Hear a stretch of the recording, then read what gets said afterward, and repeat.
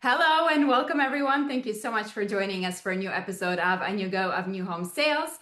I'm your host, Anya Chrisanthon, and joining me today is my dear friend, Jennifer Cooper, who is the owner of Evolution Marketing. Welcome to the show, Jennifer. I'm so excited to finally catch up with you. I know we only see each other at shows, so it's great to see you in person. I just love you, so thank you for having me on.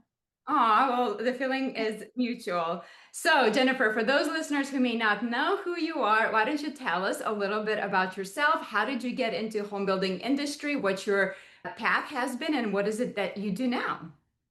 Yeah, well, I am the founder and CEO of Evolution Marketing and now Evolution Design Studios. We are a fractional marketing consultancy. So I've got teams across the country that work with home builders and service providers, including interior design and technology, anything that has to do with home building. We come in, my team, we're very seasoned. We're at least 15 years or more experience in home building. And we come in and we either bolt on to your existing team, we fix or fill a gap where there isn't a team, or I come in and strategically work with the leadership team on operations and scale. So we really bolt on to the business as the business needs it or help that business grow. How did I get into home building? Love that. Love that question. Real quick, back in the day, I thought I was going to be an architect. I was the only female in drafting class in high school. That kind of set the stage for what some of my boardroom conversations would look like in the near future.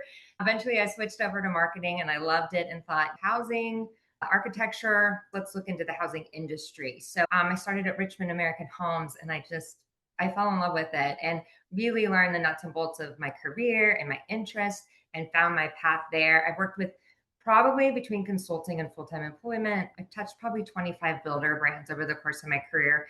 And I just eat, drink, sleep, love, have passion for this industry. I couldn't imagine doing anything else. So that's why I like being on these podcasts so I can talk about my passion, my learnings, and my curiosity about how we grow as an industry. I truly love it. Well, love it. And I see all of your social media posts. You're always jetting somewhere to see one of your clients. So tell us, with this fractional role, what type of clients are the best fit for you? Because I know you both work with home builders as well as technology companies in this space. Yeah, that's a good question. I mean, honestly, we've worked with nationals, regionals, and even small builders. We have some builders that started out with just 12 homes a year. I would say I've personally done a lot of work with those regionally suited or builders that are trying to scale. Maybe they're looking at between the 400, 800 home range, somewhere in there, and they're looking to get in a different market. That is an area I have expertise in because I've worked on the national side and they've seen some of those challenges, both marketing side, sales side, and operationally. I find a lot of joy in that middle where there is a lot of growth potential. There's the most challenges there, but really we've scaled in. I've had conversations with some of the nationals just from a consulting capacity, come in an audit capacity, but we'll get in and roll up our sleeves really for any type of situation. We scale to the need. Yeah. So speaking of challenges, I know you do work with a lot of clients. So is there a common concern or common mistake that you see most companies make when it comes to marketing right now? It's very reactionary. I don't think that will come to any surprise for a lot of people. And I just like to come in and say, all right, we should always be planning for the ups and downs because it will be there, right? And brand doesn't take a back seat. It doesn't take a stronger seat. It really has to be consistent and you have to understand that. We also see in these slower, softer markets, we saw a little bit of an uptick of it. I felt like happening towards the end of the year where more home builders were laying off people or they're saying where can we cut back the marketing budget. But what I don't want to see and where I really try to come in and champion is that if your growth is kicking up a notch but your budget is saying we're going to stay flat, I mean that's a recipe for not fulfilling your goals. So we talk about like how you have to increase it, or I can't put more leads into the pipeline for scale if we're not going to increase that budget. When I have that conversation, I sometimes wonder, do you really value what digital is doing? Or maybe the team hasn't done enough to show you how those increases can really matter and hit your bottom line. So that's probably the biggest challenge, is just matching the spend to the growth needs. It has to match. Can't stay flat. Absolutely. Now, Jennifer, you are known for embracing technology. So you always talk about technology on the panels. And so you and I are very alike in that. Work smarter, not harder, right? So, what do Yes, you ma'am. see when it comes to technology now with home builder teams? You said a lot of them are scaling back, laying people off potentially. Do you see that they're substituting that workforce with an alternative with technology? Are they still implementing technology? What is going on right now in the market? Or do you feel like they're also taking a step back to say, like, whoa, we're going to slow down on spending for that? What I see starts from the top, meaning when I work with CEOs that embrace what marketing, they value marketing as a key spoke in the wheel, they don't pull back on that spend and they don't pull back on the head count. They tend to say, we're going to support that head count because we need that brand, we need that voice, we need that innovation. So it doesn't mean like someone in the middle saying we should change that. It really comes from the top. So when I go in and work with a builder, I try to understand how is the CEO or founder and C-suite embracing what marketing can do, what it does, and what it should be doing with the roadmap. I'm not seeing yet the scary AI. I'm embracing AI more every single day. We have to. That's the only way we will become obsolete is if we don't learn how to attach it to us as a tool. So I'm not seeing any teams replaced by AI. I'm seeing smart teams implementing AI. And I say, just as I always want to have the customer at the table, the customer in the room at every decision. Someone may have heard me say this earlier this year at a couple conferences. I'm now bringing up that invisible chair for AI at my conversations. How can I be utilizing it to work faster, smarter? Outside of that, on like a pure tool adoption, I will be pleased to say with the tech firms that I've consulted with over the last few years, we've seen ramp up because I think post COVID, more home builders are realizing I can't have black and white drawings. I can't have lackluster renderings. I need a sticky experience. So I'm pleased to see more home builders implementing that. Where we do tend to come in and consult is how do you implement it? What does the roadmap look like? What can you expect? And yes, it's going to cost money. Flat out, it's going to cost money. So how do you budget for it and now see it as a new tool of part of your marketing budget? It's a different expense. And is it in your marketing? But those are conversations we have. So I'm not seeing like any other crazy new marketing tools. I think we're all getting sophisticated in the lanes that we're in and how we use AI and how much we're really encouraging it across our teams for adoption. Yeah, for sure. So when it comes to technology in home building specifically, when you come in and take a look at their current stack, like, is there pattern where you're like, wow, if you don't have that's like the first thing we implement? Or what are some of the must-haves for you when it comes to Yeah. technology? And then I'm also curious about AI. You said a lot of builders are implementing AI now. If you can give us some of the examples of what they're doing. Yeah. So, I mean, this is a true story. Many times we're not seeing like a fully robust CRM implemented and being used. So, I was having some online commentary yesterday saying like we're always hunting as a sales and marketing team, like especially on the OAC side, like it's always hunting season. There's always someone to talk to, and the CRM is like your best tool in your toolbox for that contiguous season. So a lot of times it's coming in and it's saying, how is your CRM set? How are you tracking your traffic? And how are you integrating all of your tools? The hottest thing is InterNow, like self-touring. And there's great self-touring tools out there. But if you're not using that we're losing. We've seen such an increase in people coming in after hours on holidays.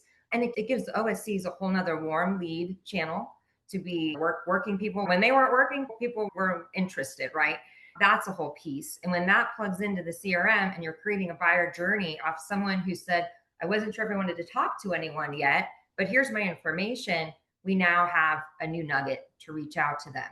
So integrating that into a sequence is super important. I am going to name drop because these are my friends and they have great work. And again, none of them pay me for these endorsements. They're just good products, but Novi Home, like their application adds in a whole nother piece of the buyer journey so that if I don't want to be on the website, but I want to be on an app and I want to be starting to have those text conversations, because everybody would rather do this than have the face to face. Unfortunately, that's where society's going. Then they have that tool until they're ready to come in and have more face to face. We've got these different options for journey mapping, for customer experience. And so when I come in, it's like, one, do you have a CRM? Two, how are you tracking your campaigns? Three, do you have an OSC? Is that OSC using all the tools properly? And are we inputting all of the pieces of the technology journey, including visualization, right? Visualization is your biggest opportunity for stickiness on the website, for OSC to have some engaging conversations. Check out this virtual tour. Check out how you can play with your options for your home. That's the lowest hanging fruit we can give someone that maybe doesn't want to chat, maybe doesn't want to talk, maybe doesn't want to email. We have different channels. So I kind of come in and start like poking at the bear in a couple different areas, but very quickly I come in and see, do we have the ecosystem? Is this home builder innovative? Do they need a roadmap? And have they budgeted for it? And that's where we start the conversations. So it's crazy to me that we're still having the CRM conversation in the year 2026, right? That some But people, it's a true story, or they have it and it's not really set up right. right? That's the thing. Oh yeah, yep, we have it, but it's not set up right, or you're not optimizing and you're not tracking, or are you using with your sales team to manage the sales team and their progress? There's just so many nuts and bolts of CRM. It's more than checking that box. That's where we come in and we ask the hard questions. And then we decide, do we need to relaunch products? Do we need to optimize products? Do we need retraining on the products? Did we pick the right products? Those are all the questions. So Yeah. good times. Yeah. Hopefully, with your help, we can pull them into year 2026 because Yay. you gotta have the CRM. You gotta use your tools and use it to the best of the tool's ability too, right? Make sure you're maximizing that tool before you buy something else. So, Jennifer, when it comes to marketing, what are some of the biggest trends that you're tracking, that you're talking about with your clients, that you would think like, okay, over the next 1 to 5 years, you really gotta have that on your vision, and Mhm. this is how marketing is shifting towards this? Yeah. Gosh, there's so many different things that we're having to watch. One, and I know you and your team at Anugo have been championing AI, I think before anybody was willing to admit it was coming in fast, coming in hot. And so we have to watch. That is now a conversation. It's not just about SEO, it's about AIO, it's about how are we optimizing all of our marketing to be scraped and looking at the schema of everything that we're doing. It's so important. So these are different digital conversations that we're having and trying to track the infiltration of AI and watching our own behavior with that. So that's just more of a awareness. How are we pivoting? How are we structuring? So watching what AI does there. I've been bringing influencers into the home building space, honestly, probably for the last 6 years since they started to be more on the rise. And it's a fabulous strategy to bring in. But again, with AI and just making sure content's authentic, not overly produced. I think there's going to be this fine line where the tools are getting so fancy. How do brands stay shiny and unique amongst these tools? And like, oh, I'm an editor. I'm an editor. I think that's a challenge. Like, how do we stay super authentic and how we show up, but still being punchy and seen? My son, I think of my son every day that I market. He's 11 years old. And me and my husband said, one, we don't know what his work environment's going to be like 10 years from now. So we're really curious to help guide him on his journey. But two, how is he going to buy a house? Because right now, my kids love me, but they do not call me. They text me, they send me little pictures, and they're self service. They're researching things before I can even think of the word research.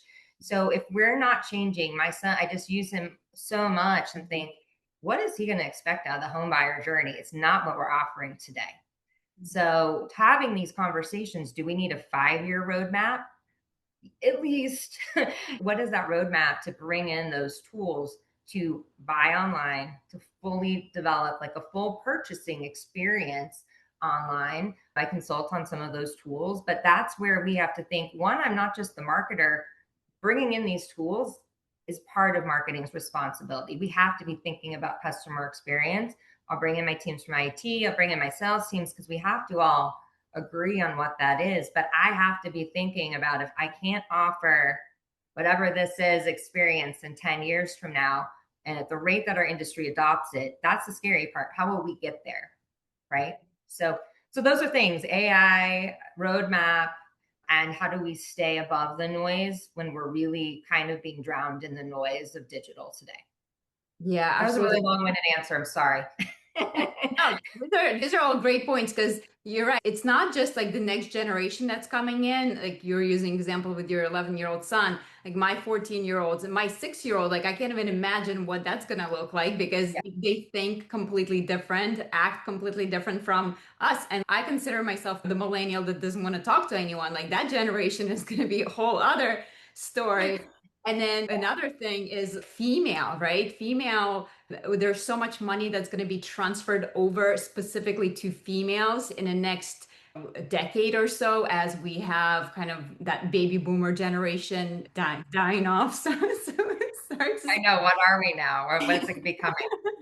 and the longevity of female, usually it's going to be a single woman left at the end of her lifetime, and it's all the money's passing to females. And we know historically females have been making more of decisions when it comes to home building, right? Vacations, all the things. So I think it's going to be interesting to see that dynamic shift in power when it comes to wealth. And Yeah. you mentioned AEO, AIO, whatever you want to call it, AI optimization. So Correct. are builders actually one asking about it now, and are they starting to optimize for it? Are they asking you about it, and then are they starting to advertise on it? I know ChatGPT just opened the advertising on their platform for businesses, so I'm curious if you've had any Yeah. clients ask for it yet. I haven't had any ask for the advertising because that's like kind of evolving as we're speaking. But I will say the CEOs and founders are saying they don't really know. They're like, tell me about AI. It's they don't really know what to ask. They know they need to be watching it. They know that maybe they're using it in their business. So they are asking the question, which is good. And so, like I said, we've pulled that chair up to the table in our conversations and our strategy. The one piece that is truly missing that builders have to watch out for is that AI is searching for authenticating, like who are the people in the company and where is the information coming from. And if your website isn't speaking the language of AI and you don't have great blogs and content, it's looking for authority. It's trying to say, I can prove that XYZ builder builds houses. If you don't have any like authoritative content, you're losing. So, perfect example, one of my builders, we just kicked up a fantastic PR strategy with an amazing national firm. We've got PR just flowing and we're modifying our blog strategy. And so I'm like, hey, AI, how is this builder coming up? And it's like, and it's like sourcing everything we've been doing. So I'm like, good job. Let's keep moving because something's going to change tomorrow. So those are things that we have to look at, but it's coming up in every conversation that when we onboard. Yes, that is such a great strategy, Jen. I'm glad you mentioned that. PR, I think going forward is going to be kind of resurrected because over the last few years, I feel like people are like, whatever, PR, whatever. What does it do for me? But now with AI, looking for that third party validation, right? Like it's not just coming from me saying how great I am, but you have to have other people say, oh, yeah, Anya is really great. And so PR is really, really going to improve your AIO if that is what you're looking Yeah. for. Obviously, we're hopefully all looking for that because more and more Yeah. buyers are searching that way. So you got to be prepared for that. I'm using it. I have to look at my own behavior. And again, that's why I look at my kids and I ask what they're doing. They're like my little live case studies in front of me. But like I'm asking chat now, like, I need a new nail salon. Where should I go? I'm like, well, look what you're asking it on a day-to-day basis. I'm not going to search much. So I got to reflect on my own behavior, right? So I encourage all builders, have conversations in your teams. How are you using it? And are you finding the information that you thought you would? Sometimes I'm like, wait a minute, where's that salon? They're not in here. Are they still in business? Oh, AI just didn't find them. Right. So have the conversations, have the coffee and conversation with your team.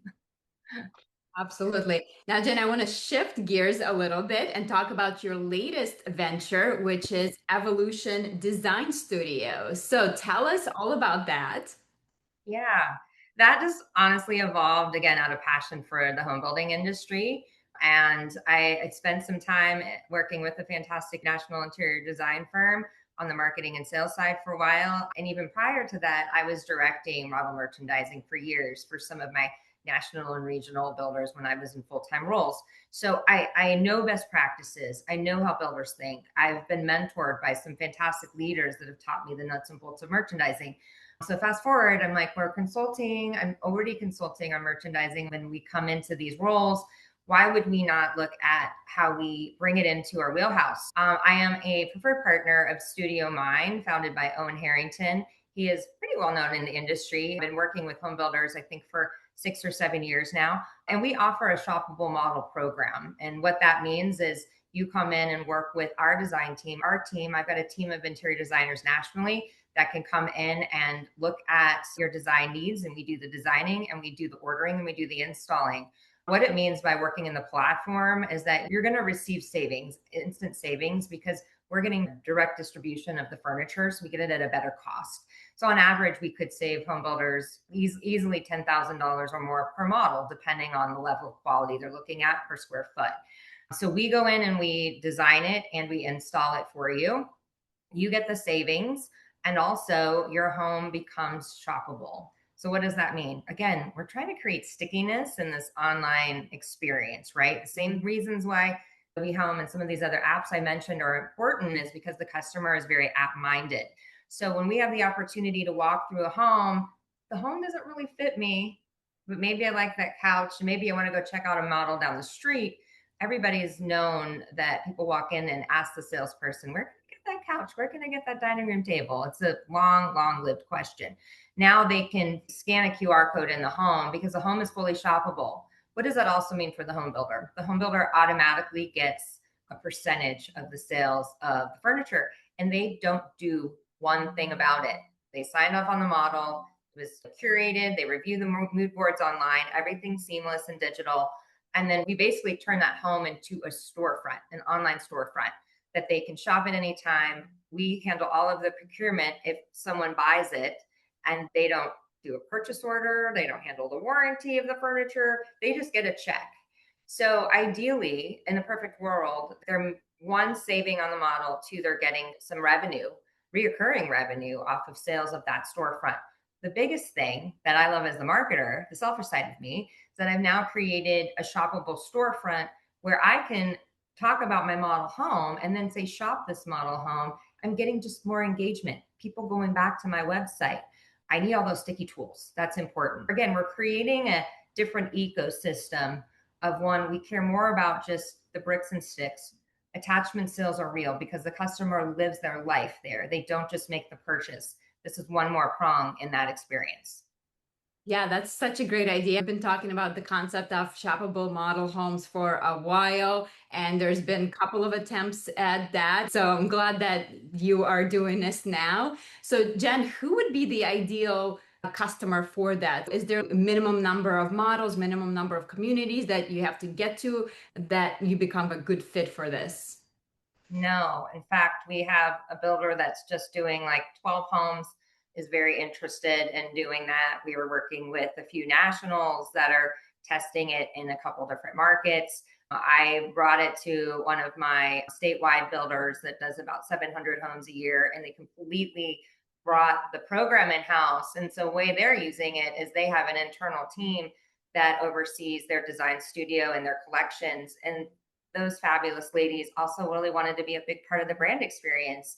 So I was like, oh, you're trained in interior design. Let's have you run the program, use this platform, save money. And then the marketing team has a whole nother tool. So my team doesn't even really have to be fully involved. If you have an in-house design team, this is a tool for them to build faster, smarter. It constantly calculates their cost per square foot.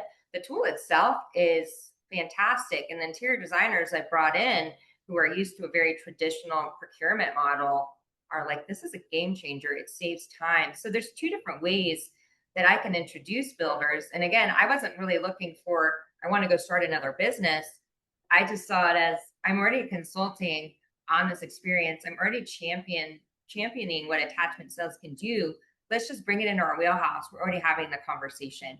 We can work with any size builder, to be quite honest. And many times they want to test out how it feels for their brand and their experience. That's amazing. Again, I think being an ex salesperson, like I remember so many times people coming through the model home and be like, where did this from? Where's this from? And it's like, I don't know. I So know, and we cut the tags off everything in the industries because we don't want to be attached to the brand. So you're like, I really don't know where that couch came from. exactly. So I'm curious, is there a way to track someone? Say if they come into your model home, they're really not interested in the home itself, like you said, but they are interested in the furniture and they're shopping around on their own, and maybe they scan one of Mhm. those QR codes for the couch. Is there a way to track that lead in any way? I love that question actually, Anya. There is a way if the builder wants to create a landing page that's a lead form that then has a link to the online studio. Or if you didn't want to make which I don't know why you wouldn't, but if you didn't want to make the client like stop somewhere first, then you could just take them strictly to the online storefront. But that's smart. But yeah, depending, they're totally, we can always make those a little bit of gated content experience. We want to try to track it and see that way we would track the lead like they went in, but I don't have any way of tracking once they give their information and credit card in that system. That is personal different transaction, but we could track people going into the storefront for sure. Yeah. Do you know what the take rates are at this point? Say for every 100 people walking through the model, how many actually pull out their phone and scan something? I don't have that take rate, but you know what? Now I'm going to go ask. It definitely will probably vary by builder depending on, there's some national builders that I didn't personally work with in the program, but that are working in it today that have over 30, 40, 50 storefronts. So they're going to have a bit of a different, maybe a different, depends probably on density, how long the model's been open. But that's a great question. I will find out and get back to you because I love that.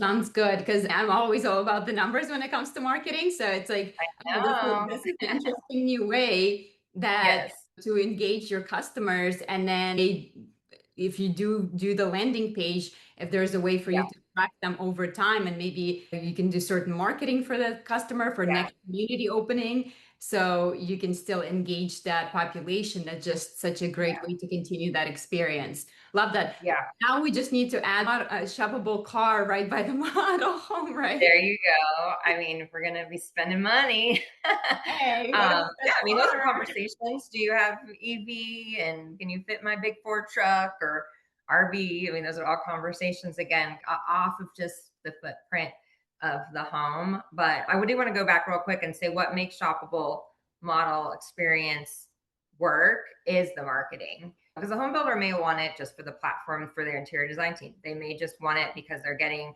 overall better quality furniture and savings, or they may like it for the shoppable experience. So I've seen some builders that are like, that's cool, but that's not why I'm doing it. And when they don't put in the marketing and the customer path and like the little prompts throughout the house, it doesn't work. Like anything, do you put intent around it to drive results? I just wanted to put that out there because I'm like, I have a feeling when I go back, I'm going to have to then look at each builder and say, well, how rigorous were they with the marketing program? It's like anything else. If you don't market it, it doesn't get used. So just want to put that in there. Absolutely. There's that marketing again. So, Jen, before I let you go, was there anything that I didn't ask you today that you think is important for our listeners to understand, whether it's about marketing or shoppable models or anything else we did or did not talk about? Oh, well, that's a really good question. I felt like we covered off on so many different things. I'm excited. I think this is one of the most challenging times in my career, which I was like, I'm starting to be like, do I want to say how many years? Because I'm getting up. But we have to be so digitally and data obsessed to be good at what we do. Mhm. And so I actually was talking to one of my team members the other day with a builder, and she was asking, what's the secret to success? And I said, wake up every day and ask why. If you lead every day with curiosity of how could I do something better? Why didn't we do it that way? Why is it not working out? What's not being done? I mean, the more questions and the more we drive every day with curiosity, we're going to do a better job. We're going to get smarter. And I think we're going to be just more engaged in what we're doing. So I'll leave that with advice. How about that? I love that. Love that. All right, Jennifer. So if somebody wants to learn more about whether they're interested in fractional CMO services or they're interested in implementing shoppable models, what's the best way to connect with you? And also, where do you hang out online if somebody wants to just friend you and chat with you? Just ping you. Yeah, on the business side, I'm just connected on LinkedIn. I'm very, very active on it. It's a great channel for our network. So feel free to message me there. I'm Jennifer Cooper with Evolution Marketing, or you can go to evolutionmarketingco.com and book a meeting. And myself and or one of our national team members would get in touch on how we might serve you. So, or I just love to talk shop. Just want to have a conversation. Let me know. Amazing. And I will link all of that information in the show notes to make it easy for you guys to find that. Jennifer, thank you so much for being on today. I mean, you're always so quick with it. You're just amazing. Love chatting with you. I love being on the panels with you. And is there any events that are on your radar for this year where people may be able to connect with you? Yes. Well, I feel like we got through the first part of event season. The next one I've got a little bit of a gap personally, but I will be at Builder Innovator. There's more to come. We've got a little announcement for that one. So I can't disclose anything else, but October. So Well, enjoy your summer off, and I'm sure we'll see you at Builder Innovator as well. Thank you for being here with us today, and talk to you soon. talk Bye. to you soon. Thank you.